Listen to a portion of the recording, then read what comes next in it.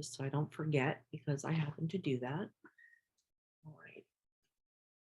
All right, it's 3:01, so we're going to get started. And if other people come on, then they come on. So welcome, everyone. For those of you who don't know me, I'm Jen Sperduto, and this is Dawn Reinhardt Wood. We're both from the Rutgers Department of, where are we from? Department of Psychiatric Rehabilitation and Health Counseling Professions. And we are part of the State Hospital Psychiatric Rehabilitation Initiative, who consult, train, and provide technical assistance to the state hospitals. So we are here today for our inaugural PrEP webinar, and PrEP stands for Psychiatric Rehabilitation Educational Program. So if you don't know much about it, we will be offering a webinar monthly on the third Tuesday each month at 3 o'clock. And thank you for the feedback that you all gave on the surveys. You suggested a time change and gave us a lot of information about topics that you'd like to be presented. I also want to point out that this isn't just going to be a Rutgers presented webinar. This is going to be state hospital folks, people outside the community. It's not just a Rutgers program, although we're sponsoring it along with the Department of Behavioral Health Services. So in the survey that we asked about who might have an area of expertise that they'd like to present. So if you answered yes and gave us a topic on that survey, we will be contacting you for future webinars.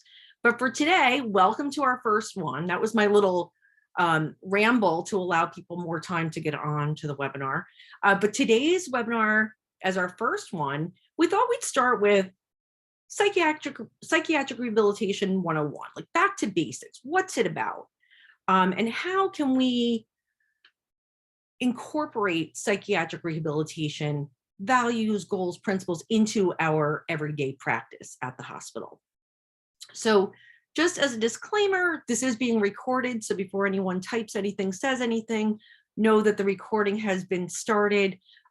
This presentation, as I mentioned, is co-sponsored by the New Jersey Department of Health, Division of Behavioral Health Services, and the Rutgers Spree State Hospital Psychiatric Rehabilitation Initiative. So a little bit of housekeeping. This is an interactive webinar. Although your cameras are not on, you can type in the chat box. If you're not familiar with Zoom, you can open up, there's a, you can hover at the bottom and open up your chat box. There's two ways to chat. One says to everyone, so everybody can see what you're writing. And the other option that you can change it to is just for the hosts. So if you have a question, or we're gonna try to make this as interactive as possible, even though it's, you know, there's no other cameras on and you can't really speak unless you unmute and get permission, which we can do. But if you want to chat and you want everyone to see your responses, please change that in the chat box. Please change that option to everyone. For, as I mentioned, this is being recorded, this webinar, and after the presentation today, it will be available on the Rutgers website. So if you missed something, if you want to share it with someone, if you want to watch it again, you can find it on the Rutgers website. So we will be posting it there. So one more quick disclaimer. This webinar series that we're offering is, Louise, you are muted. You're already muted. Where am I? So the Psych Rehab Educational Program, or PrEP as we call it, because it's a long name, it's going to be this online forum of a variety of different topics that are relevant to the state hospital staff. And while Rutgers and DBHS are co-sponsors of this program, the PrEP webinars are going to be peer presented, as I mentioned. And as such, the content is going to be independently developed by the presenters each month. So we're not controlling for the content, and Rutgers isn't, and DBHS isn't. So we're relying on the presenters who said that they have an expertise in the area, in a particular area, to develop the content and do the presentation. So that means that the views and opinions expressed by those presenters are of those presenters and don't necessarily reflect the views or positions of the organizations or the entities that they represent. So I was going to put that out there. So as I mentioned, we are being recorded. So we are on air now. And at this point, I'm going to turn it over to Dawn, who's going to get us started. And Thanks, Jen. And thank you for all the legal disclaimers. Oh, you give me the most beautiful slide to present and the one that I'm most excited about. So guys, when I read this today and saw that between Jen and I, we have a combined 50+ years of experience in the mental health field, I felt much older than my 45 years. I will say that, but I'm going to put most of that. I'm going to put most of that on Jen. I'm going to put most of that on her. Okay. But yeah. So today it's going to be myself. Again, I'm Dawn Reinhardt Wood and Jen Sperduto. Again, like Jen said, we are lecturers in the Department of Psych Rehab. We both have a bunch of experience working in the community settings in various models of mental health services, including clubhouse models, voc rehab, crisis screening, case management, disaster, supportive housing, lots of stuff. And we've both been with the SPRI, SHPRI training and consultation group for quite a while as well. Me, 7.5 years, and Jen, years, right? So we probably have well over 20 years of experience providing technical assistance to the hospitals as well. So, and if you present, you too will get a beautiful bio slide as well. So be ready. Next slide, please. Okay, so let's go ahead and get this started. So again, what we're hoping today is to provide you with a broad overview of psychiatric rehabilitation, values, principles, goals, and ways in which they show up in our state hospitals, and ways that we can continue to infuse these practices or infuse these values into our daily practices. So it's a strengths-based approach to rehabilitation for individuals who live with a variety of psychiatric conditions. One of the things to remember is that a lot of times, I think even within our discipline, we think about psych rehab as something that is provided for those who have the most significant symptoms or impairments. So like individuals with schizophrenia, bipolar disorder, but really psych rehab again is this theoretical approach that can be applied to working with anyone with any psychiatric condition and from any discipline. Any discipline can infuse these principles. So in this training, we'll introduce those goals, values, and principles, and also explore some strategies into how we can integrate psych rehab approach into daily inpatient treatment and care. I just want to add in here real quick that one of the reasons why we chose this photo to go on this slide is that it represents balance. Mm-hmm. And so when I think about psych rehab, I think about it's not just about addressing symptoms of an illness or a mental health condition. It's really about treating the whole person and the holistic approach that represents. So it's not just about the symptoms of one's mental illness, but it's about what deficits do they have because of the illness? What skills need to be addressed? What areas of their life need to be improved, whether it's emotional, financial, spiritual, health, wellness. Like there's so many different areas besides just psychiatric symptoms. So when I think about that picture represented that balance to me. That's not just about the medical part or the psychiatric part. It really is about the whole person. And I think to add on that, Jen, when you also think about balance and it also brings to mind like that whole person point of view in terms of our approach to providing services, right? So when we're a practitioner providing, maybe because I saw Joyce's name on there, I'm going to say dietary services or dietary medical services, we also need to be thinking about the other aspects of the person's life that we may not, right? So I am sure that like the dietitian may think, I'm suggesting these more healthy eating styles or lifestyle for this individual. Do they have the finances to support this? Do they have access to sufficient foods, right? So that psych rehab approach is also holistic in that it does look at the whole person and their environment in which we expect them to function. So that's another thing that is very important to psych rehab, is that the individual is not only going to be able to, we hope, flourish, but flourish in the environment of their choice, which we hope is not always going to be the hospital, right? So we always have to be thinking about that next step and preparing that person for that next step of independence. Okay, that was weird. Okay.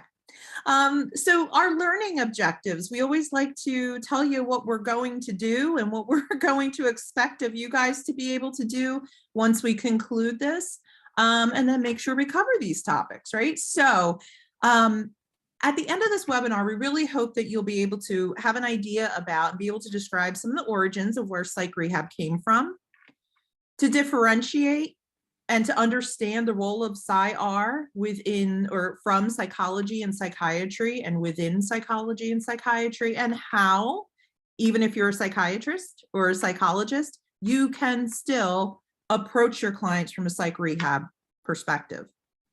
Identify, we said this a couple times already, our goals, values, and principles. Recognize the inpatient interventions that we're already using in the hospitals, and some that we may be introducing soon that are highly psych rehab infused or rooted. And we will talk about, again, how to explain how to include some of these values into your daily practice, even if some of those practices seem really separated or far from what would be traditional psych rehab practices. So we wanted to give you, we wanted to ground everybody at the beginning here, and really take us back in time to the not so good old days of the 1960s. Why don't we start there? And really the story of institutionalization starts way back in the 1700s when this area was first colonized. But really in the 1960s, we started to see something shift. A lot of it had to do with money, and some of it probably had to do with civil rights.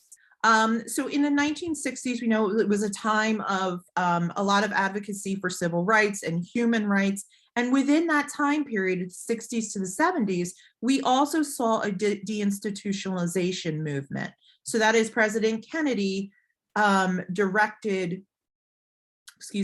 a lot of the monies that were funding large state psychiatric hospitals and similar institutions to move to the community, and the money to follow those patients who were being served in the hospitals into the community for more community-based mental health treatment, where there was evidence that people could probably get better in the community than they do for long stays, 20, 30, 40 years in a psychiatric hospital on a back ward. Kind of makes sense, right? Especially with the introduction of the first phase of antipsychotic medications. So that first wave of those antipsychotic medications did make it possible for a lot of people to at least get to the point where they were able to be discharged from the hospitals. There was still a skills gap for an awful lot of people, though, once they were discharged from the hospitals. So what you see happen in the 1970s and 80s is, of course, even though Congress said it would, not all that money followed individuals into the community. Mental health services were strained. As you know, mental health services are still fairly strained in the community and statewide and across our country. But what we started to see was folks in the community were being failed by the community mental health system. Services weren't sufficient. Medication alone wasn't curing people and getting them back to work. And a lot of people fell through the cracks and ended up cross-institutionalized in homeless shelters or in jails or rehospitalized. So we saw that start to really emerge in the 80s. Remember also in the 80s, we had the crack epidemic that took hold. We had HIV, AIDS. So a lot of things hit in the 80s, economic downturns. We saw this continued increase in homelessness, incarceration, and rehospitalization. Around the same time, researchers in the psych field started to notice that something's not working here. This thing that we thought would help people recover better in the 60s and the 70s seems to be failing. So research started to show that there were alternatives to traditional mental health treatment. And those included some complementary interventions and peer support, a lot of things that were born out of the addictions movement and advocacy for individuals with substance use disorders. Psych rehab started to learn from and borrow from. And so now, many of the psych rehab interventions in just that short period of time, we're talking like late 80s, early 90s to now have a proven evidence base. That's a scientific basis that says that these outcomes, or I'm sorry, these practices lead to promising outcomes or lead to positive outcomes versus treatment as usual, just giving someone meds, maybe meeting with them once a month or a couple times a month for therapy. These other interventions have really shown to be very effective. Jen, did you want to add anything to the timeline?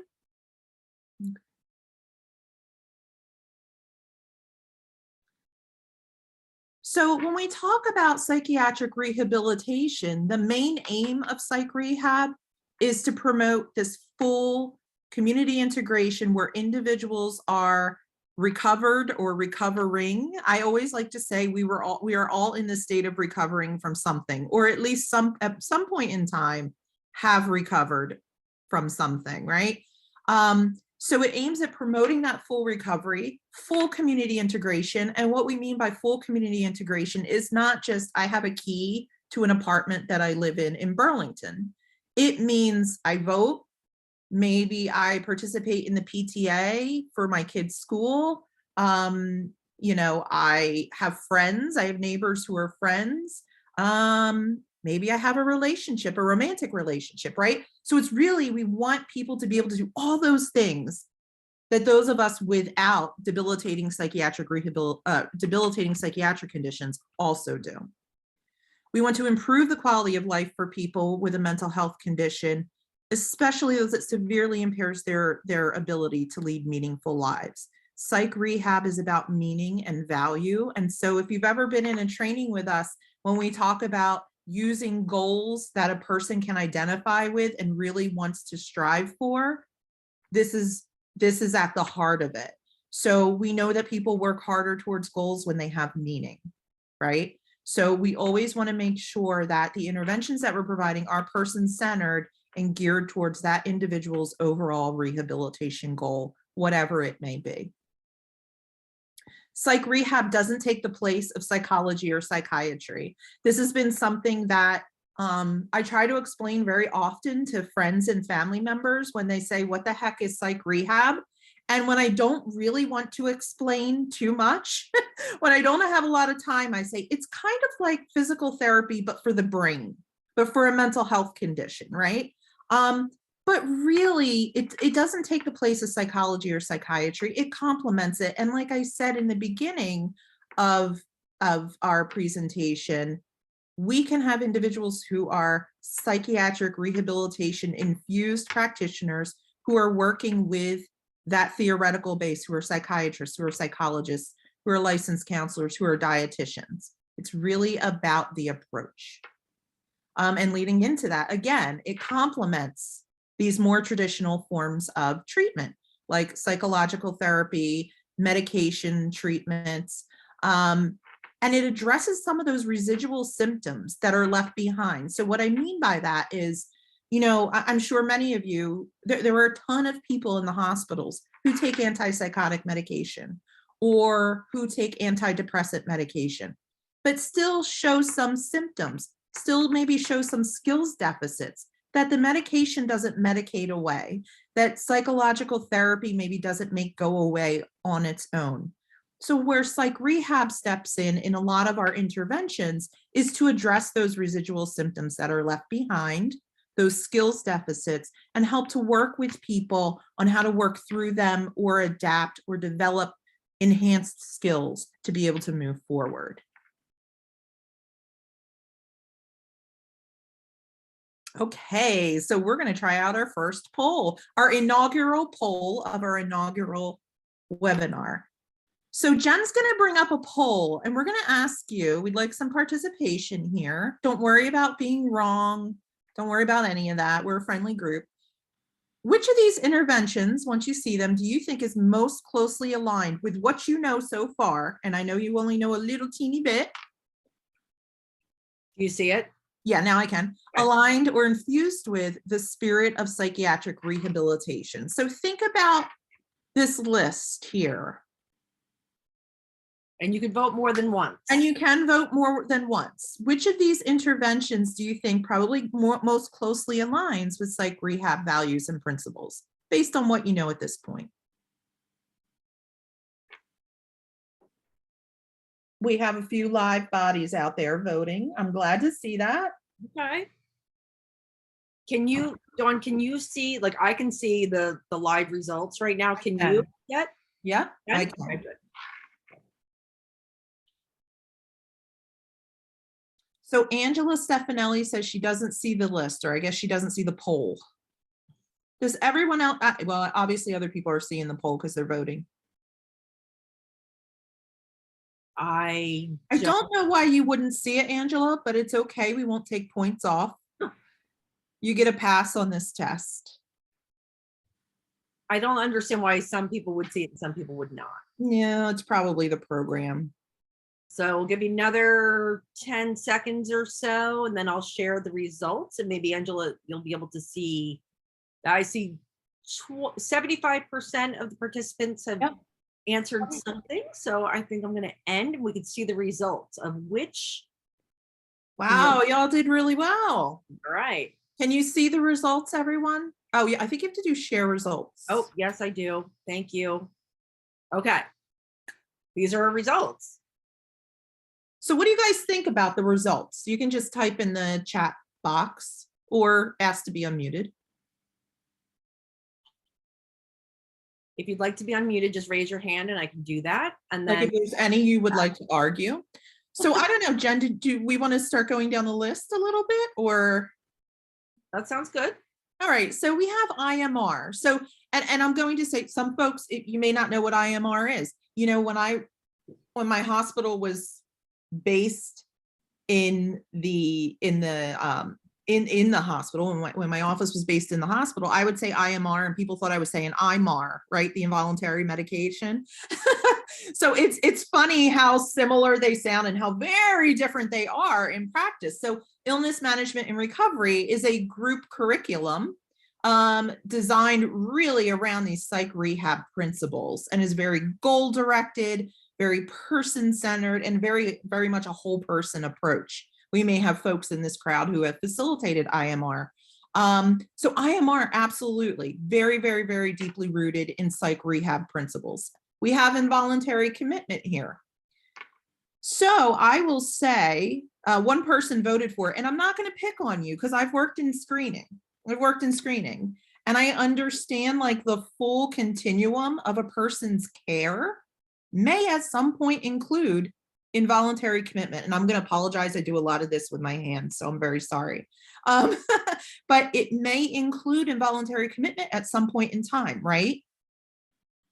That term involuntary makes it very much not a psych rehab intervention, or an intervention that would be very deeply rooted in psych rehab principles. That does not mean we don't agree with the use of involuntary commitment. It's not necessarily antithetical to what we believe as practitioners. It's just simply not an intervention that would be considered psych rehab infused because it's not strengths-based, right? However, one can be a screener, one can be conducting an involuntary commitment and still approach it from a psych rehab perspective, right? And so as we go along, I think you'll probably see how that can happen.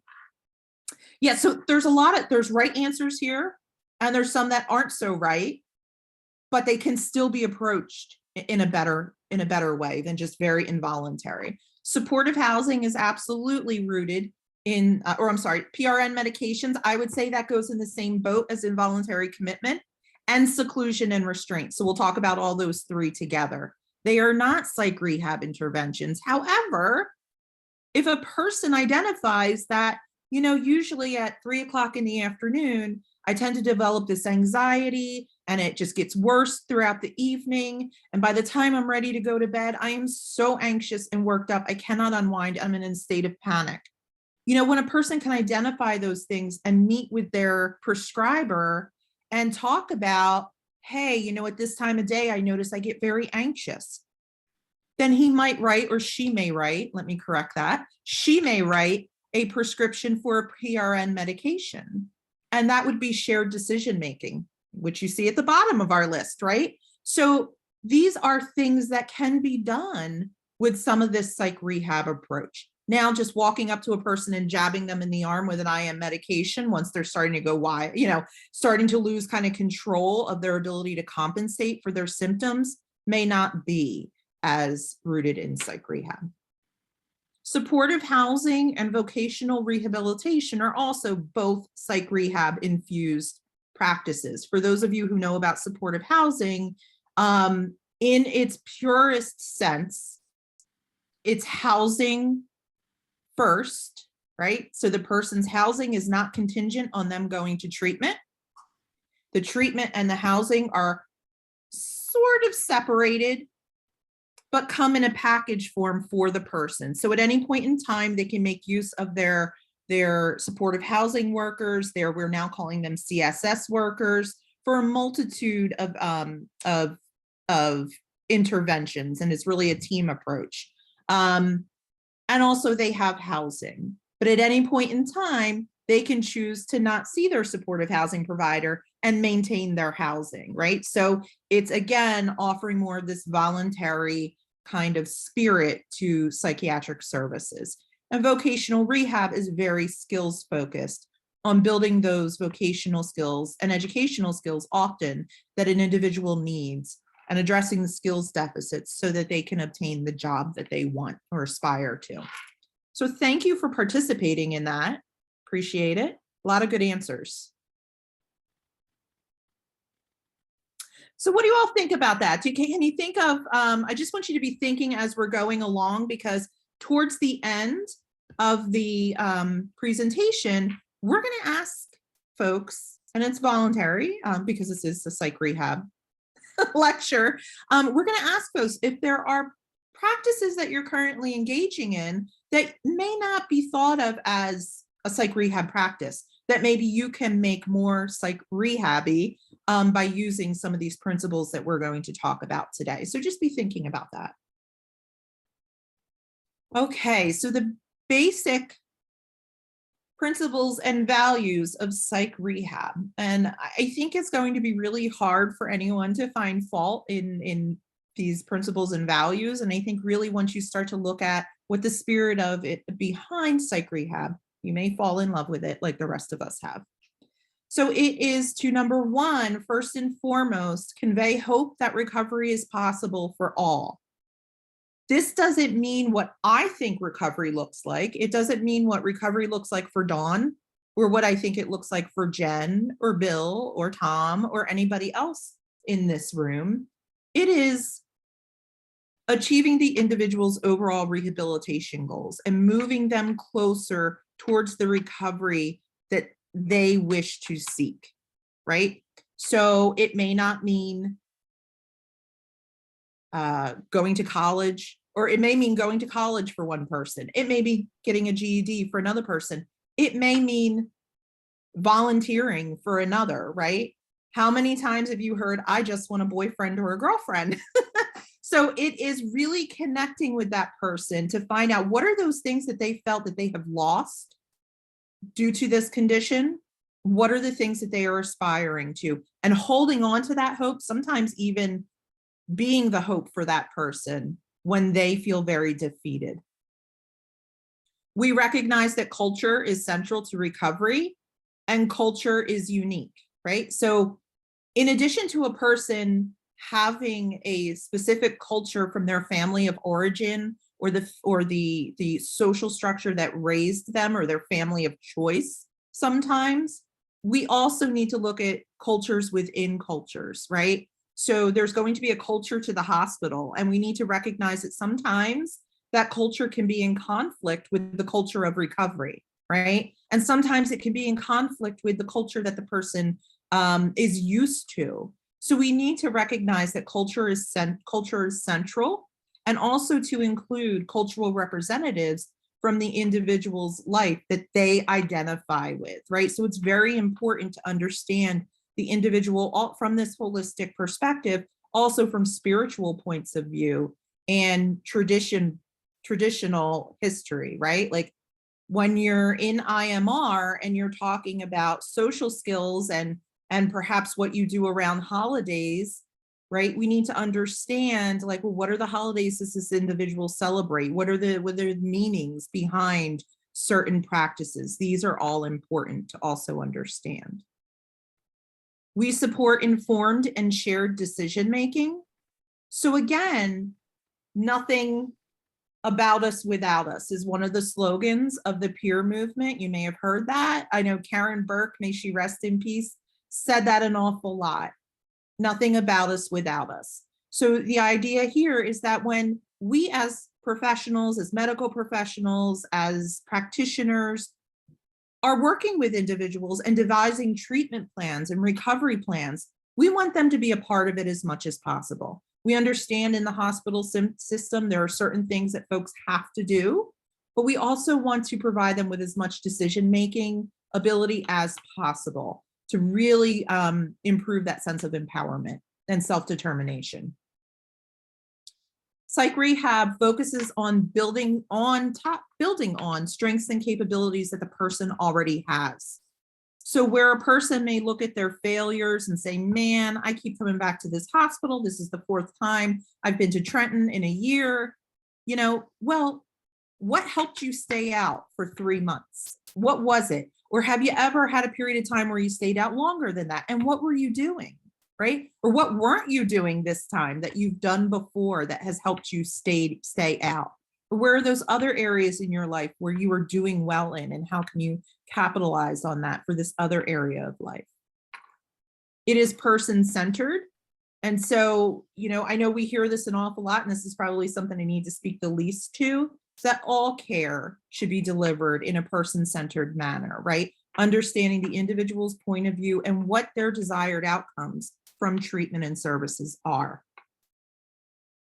We support full community integration. Again, that doesn't mean a person gets discharged from the hospital, they go to a group home, or they get their keys to an apartment and now they're in the community. That's not community integration. We probably all know a lot of people, whether they have mental health conditions or not, who are not fully integrated into their community, right? They come home, they stay in their house, they stay in their apartment, and that's that. What we really want to do is, as much as possible, to the degree that the individual desires it, encourage full community integration. Give the person a place, a space, and a voice in the citizenry of the United States of America, where for so long and for so often, individuals with mental health conditions did not have a seat at the table. Okay. There's a lot of these, aren't there, Jen? There's 12. There's 12. So we also, and this kind of flows from the previous slide where I was talking about empowerment and I was talking about shared decision-making. We want to, you know, a lot of these practices help to foster that self-determination and build that sense of empowerment just by way of including people in the conversations that we're having. When I entered the field in 1998, February 9th, 1998, my first job in a crisis residential program, we didn't give people choice. That wasn't very long ago, right? When I left college with my bachelor's degree, I was told, go out into the world, 21-year-old, and fix people. Yeah, that didn't work so well.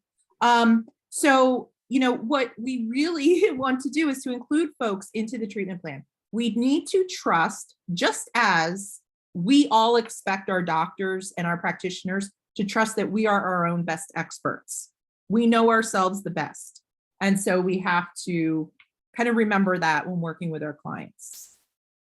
Developing personal support networks, so helping people. One of our interventions that we use is something called TFMO, or Tools for Moving On. And one of the activities in that, and I think also in IMR, is identifying who are the people that you can lean on, that you can call on, that you can rely on outside of the professional network of care, right? So really helping people identify those support networks, improved quality of life. Along with that, promoting health and wellness, again, looking at that whole person. We do focus on nutrition. We do focus on sleep. We do talk to people about those things. And where it falls outside of our area of expertise, we refer as necessary. We lean on evidence-based and promising practices heavily. One of the things that we do as a team, the SPRE team that works with the state hospitals, is to do the research, to search the literature, to do our own research and test if practices that we are employing in the hospitals are working. If you are a tools for moving on, or I'll just lean on tools for moving on. If you're a tools for moving on facilitator, you may not know it, but you've been part of this process. And we've been looking at the outcomes of tools for moving on, and they are promising. People are learning things, so be happy about that. And this is how new practices and new science is generated. So you should be excited if you're part of that. And we want to make sure that all of our services are accessible, meaning meeting people where they're at. So if an individual, that might in the hospital, accessible means in the hospital, right? But it might be outside where a person's more comfortable talking. Outside of the hospital, it might mean we meet somebody at Dunkin' Donuts or in their apartment or at a library or at their place of business. Integrated, again, balance, we're looking at that. We're looking at the whole picture of that person and integrating disciplines and other practices into the mix. And holistic, addressing the whole person. Next slide, please. So what do we hope? We have all these values and principles. What are our hopes? So I say that these are our hopes and our dreams for people that we work with. So psych rehab goals, we could really look at as outcomes. What we're really hoping is that through a variety of interventions that are psych rehab infused, that we will see a reduction in psychiatric symptoms and the distress that's experienced as a result of those symptoms. Sometimes not all symptoms go away, right? But we can work with people to try to alleviate some of the distress. Develop individualized skills and supports to improve someone's functioning. Again, remembering we're looking forward. We're hoping that the person's going to leave the hospital and they're going to need those skills out in the community to live. Jen tells a great story about teaching somebody to cook on a gas stove or on a gas stove, and then they get into their apartment and guess what? They have an electric stove. I just recently had a similar experience. And I have to tell you, I stared at that electric stove for a few minutes before I could figure out how to operate it. So, it's teaching people the skills that they're going to need for the environment that they're going to. We want to enhance personal safety and survival. So really teaching people personal safety skills and survival skills are a part of this as well. Life safety and basic survival skills. We really want to see people more engaged in services, people who are more highly engaged by, as an active partner in their services will have better outcomes. Promote empowerment and recovery. Improve health status. And again, we can't stress this enough to really support equal opportunities for community integration. Again, really wanting to push that person as much as they're comfortable as being a full member of the community within which they live. Okay, so I want to start talking about how you can take some of these principles and values that Dawn just described and not only recognize where they are in your work, but where you can put them into your work if you don't already. But I want to start by showing you this video. It's called Voices of Recovery, and it's by Patricia Deegan. And if you don't know who Pat Deegan is, she is kind of the pioneer of peer recovery and mental health. And all of her work revolves around this recovery process and the journey and the things that shape and spark someone's recovery and how to help someone define it for themselves. But the really cool thing about Pat Deegan is that she herself was diagnosed with schizophrenia at 17 and then went on, to have her own recovery journey and become, Dr. Pat Geek. Vegan. So she talks here in this video, and it's about 4 minutes long, about the things that shaped and sparked her journey to recovery. But I want you to watch the video and think about these kinds of things. Think about the values and principles that Dawn just talked about, and identify, or at least kind of keep in mind, which ones you see in this process that she describes and which ones are glaringly absent, because you'll see both. So if you could pay attention to those things as you watch. Dawn, did you want to say? Yeah, I wanted to say one other thing that I was thinking of as you were talking. The other thing that I think that's important in this video to take away from is, remember, you do not have to necessarily be a clinician. Yeah. And I mean, like, you could be the secretary at the hospital. You could be someone answering the phone, an operator, and use psych rehab infused values and principles in your interactions with people. And you'll see what I mean when you watch this video. There's a person who sparked her, and it was no one on her care team. Right. And this person kept using psych rehab principles. All So right, I'm not going to give it away. Sorry. okay, so I'm going to start it. Pay attention to those things and see if you can pick some out. My experience was that the medications were as disabling as the disorder was. I was 17 years old and a senior in high school. I had an acute psychotic break, and within relatively short order, my family put me in a mental hospital. And basically at the time, I was told I had schizophrenia. I was told that I needed to retire from life, that I needed to avoid stress, that I needed simply to take large doses of antipsychotic medications for the rest of my life, and basically retire from living at the ripe old age of 17 years old. For me, that was a prognosis of doom. But in the beginning, I was young, and I said, well, they're the doctors, they know, right? So this sounds serious. I'd seen One Flew Over the Cuckoo's Nest, and I was like, whoa, they're saying this is what it's all going to be about for me. And every week I would go in to see the psychiatrist, and he'd say, you're taking your meds? And I'd say, I'm taking the meds. And he said, good, you're doing good for a schizophrenic. And it just kind of shows you what very low expectations they had for me in my life. And finally I kind of got up the guts and I said, what's wrong with me? What do I have, And then he went into this sort of rap that just sort of flowed, and he said, you have a disease called schizophrenia. It's a disease that's a lot like diabetes. Just like a diabetic is going to have to take medications for the rest of their life, you're going to have to take psychiatric meds, antipsychotics, for the rest of your life. Maybe you can cope. I really want to encourage you to go into this halfway house. And as he was going on about that, I felt the ember of something just sort of flare up inside of me. And I call that moment just one of angry indignation, because at the heart of that word indignation is the word dignity. I felt it come up, and just something inside of me was just going, no, you are wrong about me. You are wrong about me. But by then I was pretty socialized into the role of being a mental patient. So I didn't speak up, for fear that, they'd put me back in the hospital or something, raise my meds. Instead, I went out into the corridor after the appointment, and I remember just, you're wrong about me. And I'm saying this to myself, and then this thought comes into my head, and the thought is, in fact, you're so wrong that I'm going to become Dr. Deegan, and I'm going to change the mental health system so no one ever gets hurt in it again. And, it's not like the clouds opened up and the angels came down from on high and I was, on my way. In fact, absolutely nothing from the outside changed. But inside, I experienced this kind of turning point where now I knew what I needed to do. But it wasn't enough. It needed to be followed by some kind of action.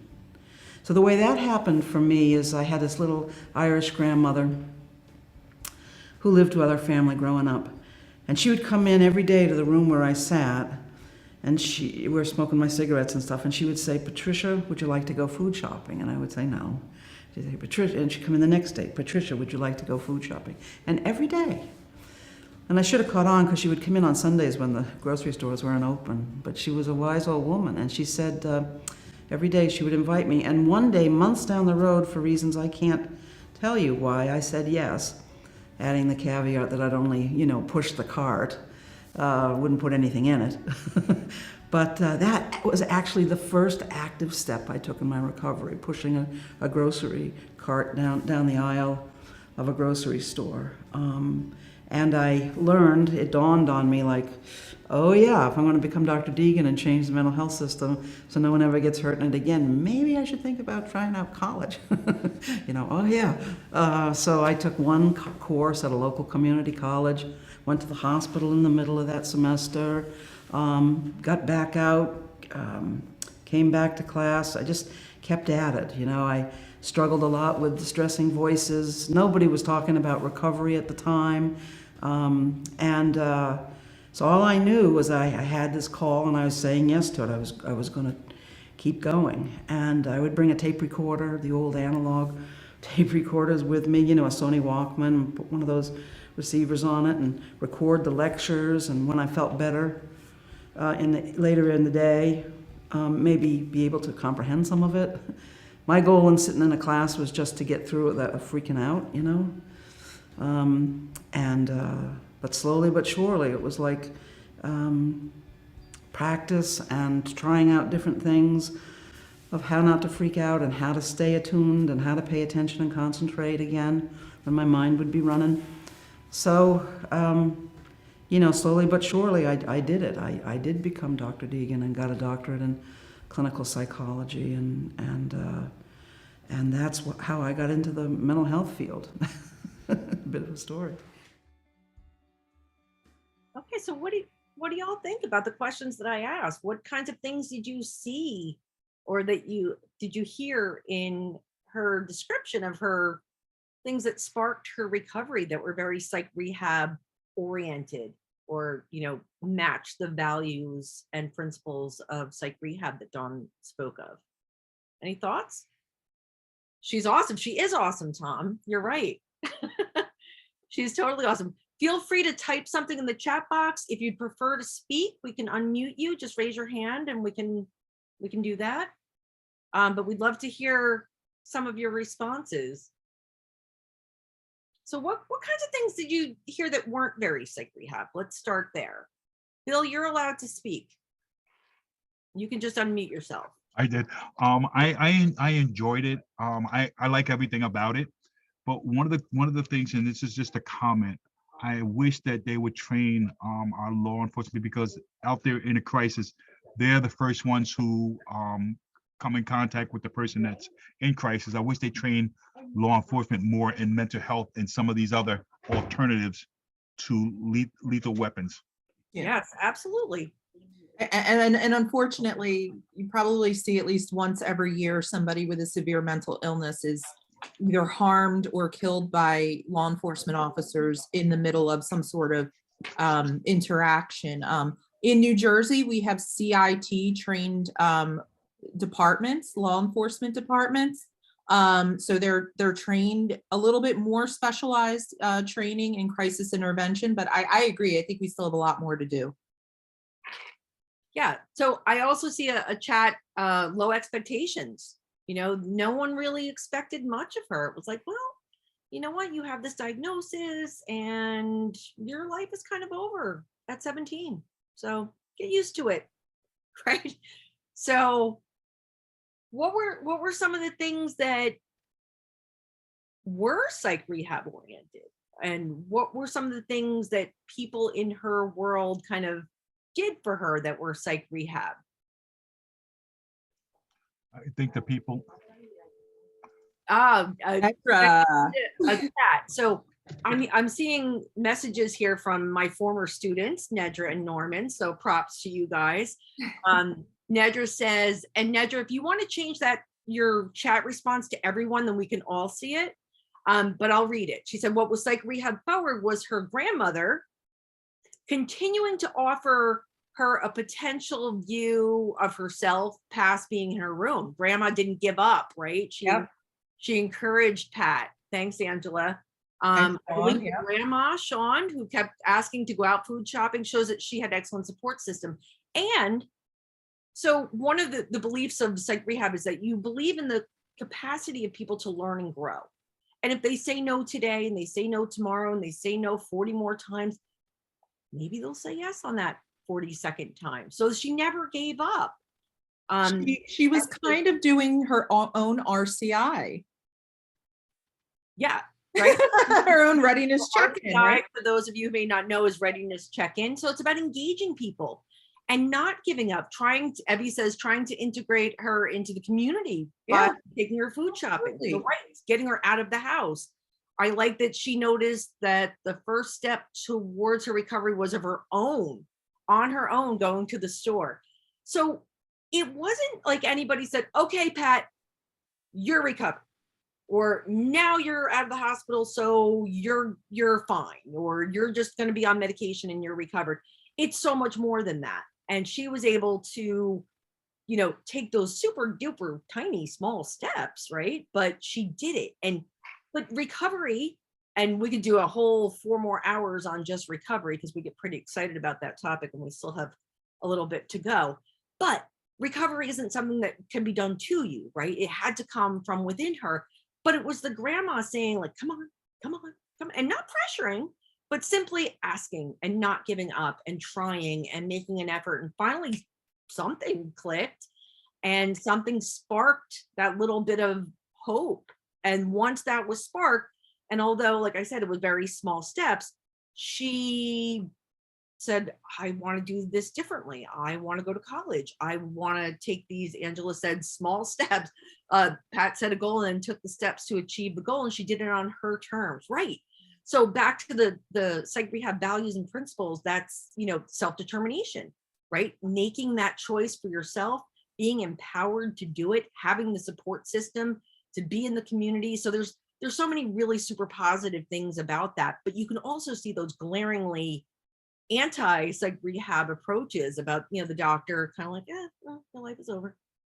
You're going to be on medication for the rest of your life, which may be true, but it's still, that's not the approach that we want to take with people. We want to help people understand what the positives and benefits of taking medication is for, them getting back into the community, how that's related and how that's connected to the overall goal. So if you ever have more time and you want to watch, Pat Deegan talk, she's amazing, really. So look her up on YouTube. She also used skills to overcome obstacles such as taping the lectures and listening to them when she felt she couldn't concentrate, or when she could concentrate, she didn't give up. Yeah, so she kind of built in her own accommodations, right, to make that process easier, to say, I know I'm having difficulty concentrating right now, this isn't going to work, I'm going to tape record it, and I'm just going to get through the class without freaking out. I love that. And when she said that, I said, boy, that speaks to a lot of graduate students. Right. Yeah.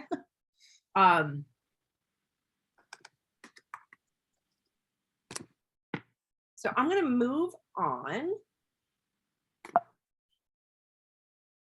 Thank you for participating. My experience. No, keep going. So I want to talk about some of the stuff that you guys are already doing at the hospital, right? So these are programs that you may or may not be involved in, but these are things that are already happening at the state psychiatric hospital. So we have IMR, VIMR, tools for moving on, like Dawn mentioned, readiness check-in for engagement, motivational interviewing. I can't see what the other one is. Smart recovery, social skills training, safe wards, creative arts, wellness centers, peer services, and trauma-informed care like TAMAR and MDLE. What makes these programs psych rehab infused? Why do we say that they're psych rehab infused interventions? So feel free to chat or raise your hand and we can unmute you. What do you think? And you can take one that you're familiar with, several, but they all have a kind of a common theme that runs through. What do you think some of those things are in these programs? What are the elements of these programs that align with the values and principles of psych rehab? So chat. Yep, Chris Dorian, hi, Chris, that they are patient-centered in the sense that they try to build partnership and empowerment. Yeah, Yeah, so if you might be familiar, they meet the client where they're at. Yes, Angela, perfect. If you are familiar with IMR or vocational IMR, you know that, it's very person-centered. It's very much a partnership about developing the person's recovery goal and then helping them set a plan and develop the skills and supports that they need to get there. Individual stories fuel recovery. Yeah, that's a lot about what IMR is about, like hearing stories of other people's recoveries that are really inspirational. What else?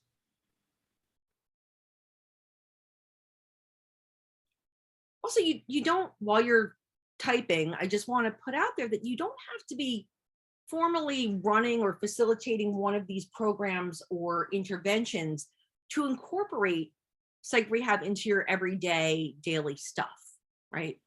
Even when you're talking about medication or when you're talking about,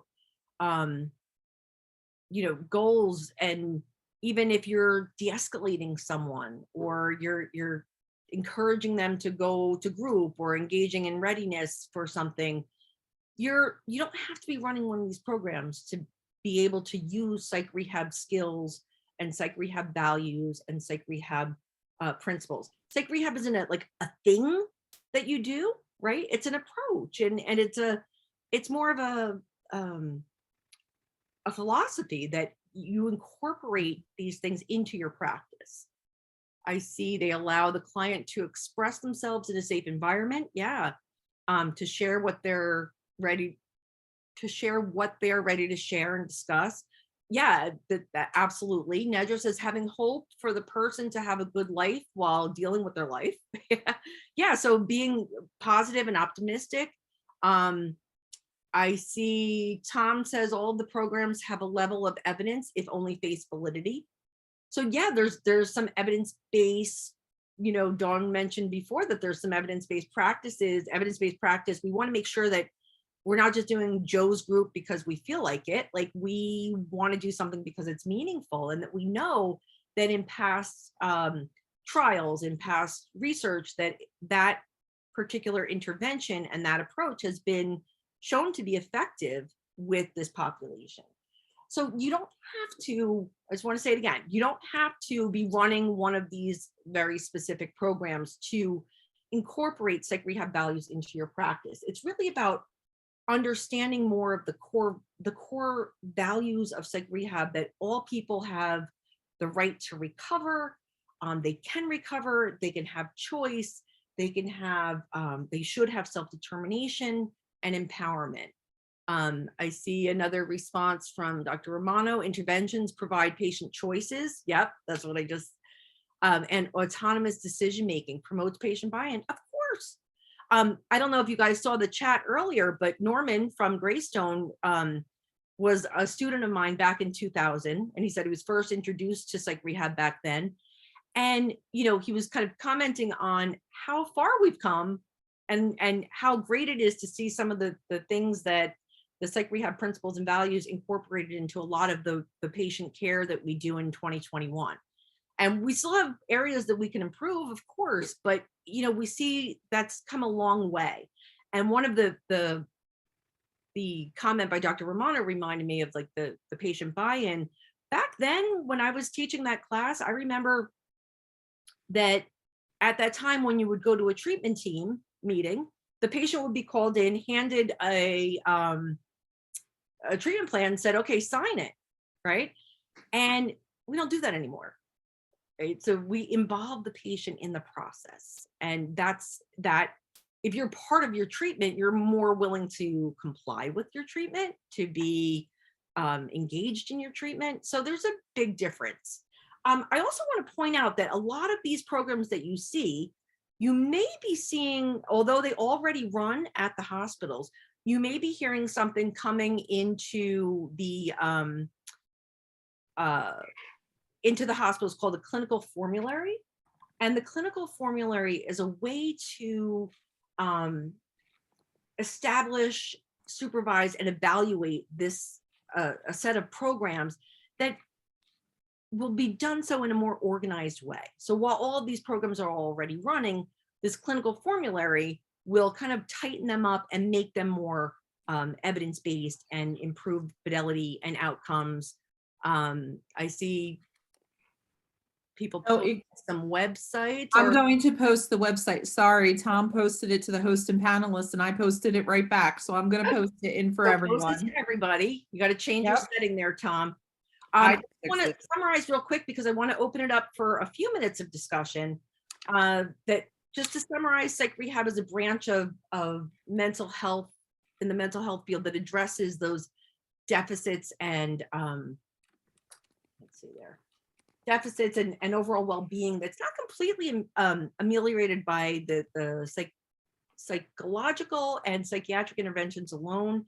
We want to make sure that you really get that psych rehab embraces like this idea that recovery is this unique journey for people, and psych rehab practices strive to help individuals improve the quality of all aspects of their life. Remember that holistic, whole person approach, and that the New Jersey State Psychiatric Hospitals already do a lot of this and deliver several of the psych rehab infused intervention.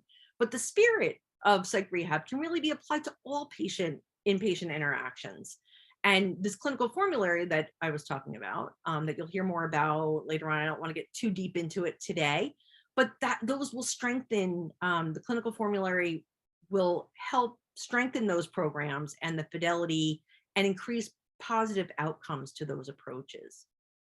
So quick takeaway, if you could name one thing in the chat box or identify one thing in the chat box, one way that you can infuse a psych rehab value or principle into what you already do, whether you run one of these programs or whether it's, in just having a discussion with somebody, what can you do? Is it you're going to offer the patients a catalog to choose their groups? Are you going to I don't want to give away all the answers. Don't do it. Don't do it. What are you going to do? It's funny. One of the most basic changes that I saw in the hospital from when I used to visit in the late 90s to now is I used to hear people being called by their last name. Patients like, Jones, get over here, or Brown, time for your meds. One of the subtle but really important changes is people are being addressed by their names. And that kind of goes with what Ray just posted, that he said, remember, I'm talking to a person, not a diagnosis. Absolutely. Right? That's so good, Ray. Thank you for that. Thank you. I want to be respectful of your time, and I am sorry that we went over a few minutes. I feel like this discussion could go on and on. But think about, as you leave here today, think about some of the ways that you can incorporate some of these psych rehab approaches or values and principles into your everyday work, whether it's facilitating a program or just, having a conversation with someone. Think about the values that we talked about today. I also want to show you, I'm not asking you to read this, but this is available to you, and I'm going to show you where. This is just a one-pager kind of overview snapshot of psych rehab and the programs that are associated with it and who works in it and what the outcomes are. So I will show you where to find that. Some resources, you can go to the PRA, which is the National Psychiatric Rehabilitation Association. I'll type that in the chat. Okay, and then the Rutgers website that has been posted a few times. Some references. This is our contact information. You can feel free to contact Dawn or me at any time if you have any other questions. And finally, we have, what the heck? Where's the training thing? I can't. Well, that's weird. Oh, wait, here we go. So there's a training evaluation. Dawn, if you could. Yep, I'm going to do it now. Put that in the chat, that would be great. So there's a training evaluation. It's a very brief not even 10 questions, quick evaluation. We'd love to hear your feedback.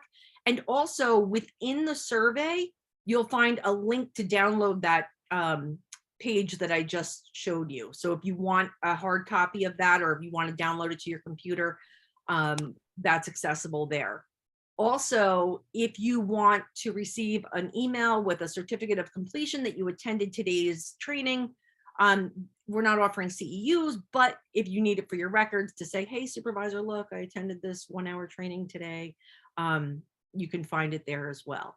So if you just follow the link to the REDCap survey, it will give you all of that information. So I want to thank you all so much for coming today. It was great to see and hear, at least see some names that I haven't seen in a while. And thank you all for your participation, and Thank you for being a part of our first Yeah. inaugural, we'll say it again, prep webinar. We really appreciate it. Our next one will be on December 21st, again, the third Tuesday of the month at 3 o'clock. And you will be on the lookout for registration information and more information on the topic and who might be the presenter.